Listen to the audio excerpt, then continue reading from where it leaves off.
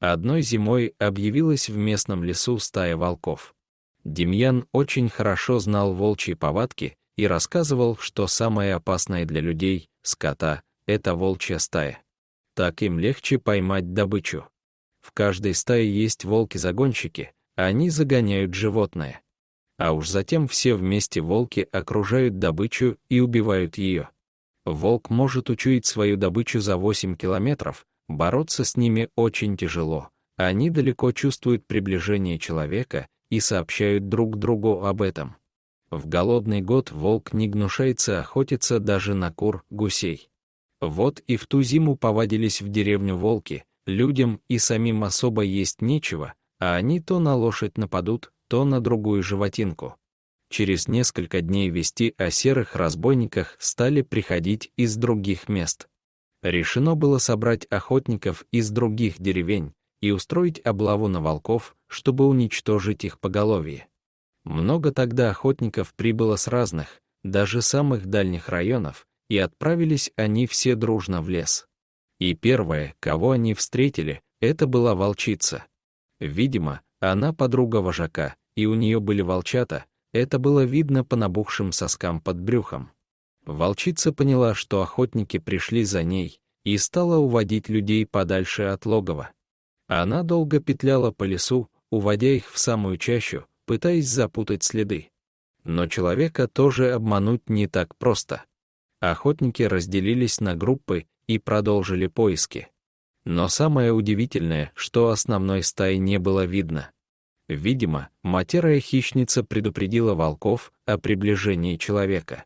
Сама она уйти от логова далеко не могла, волчица охраняет логово в одиночку, пока волчатам не исполнится 2 месяца, и они не начнут есть мясо.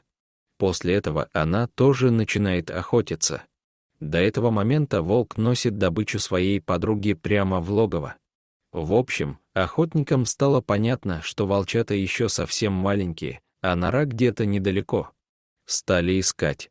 Как только они свернули с лесной тропинки, то увидели под сваленным ураганом деревом глубокую нору. Оттуда отчетливо слышались звуки, волчат скулили и пищали бедные малыши. Когда охотники подошли к нему совсем близко, волчата вылезли наружу. Они стали крутиться под ногами, пытаясь заглядывать охотникам в глаза своими черными глазками. «Я не могу убивать таких малышей», — сказал Демьян. «Ну что хотите со мной делайте, хоть волки и нанесли урон нашим хозяйствам, но поднять руку на детей я не смогу. Дети. Они во все времена дети, хоть волчьи, хоть человечьи». Да и охотники тоже смягчились, глядя на эти маленькие комочки. Решено было забрать волчат из логова, развести по разным деревням и вырастить вместе с собаками. Заодно и поголовье волка уменьшится в нашем лесу.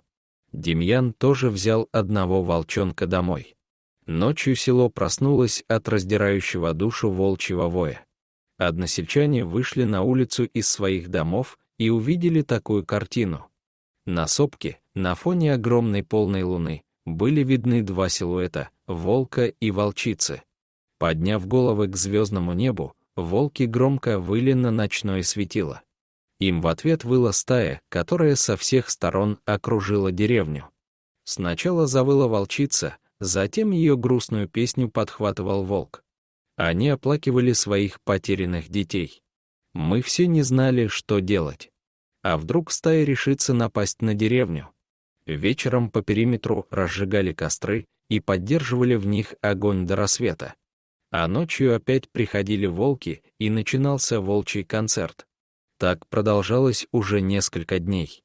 Днем волков не было видно, а ночью этот невыносимый вой не давал жизни. Атмосфера накалялась, волки, по всей видимости, готовились к атаке. Люди перестали выходить на улицу и ходить поодиночке. Нужно было что-то предпринимать. Старики-охотники, посоветовавшись с Демьяном, решили вернуть волчонка стае, чтобы вокруг опять воцарилось спокойствие, потому что стая буквально изводила всю деревню. Днем Демьян взял большую корзину, посадил туда щенка, взял ружье и поехал. Он вышел за край деревни и поставил корзинку с волчонком прямо в снег. Мужчина знал, что волки видят его и наблюдают, но не показываются на глаза.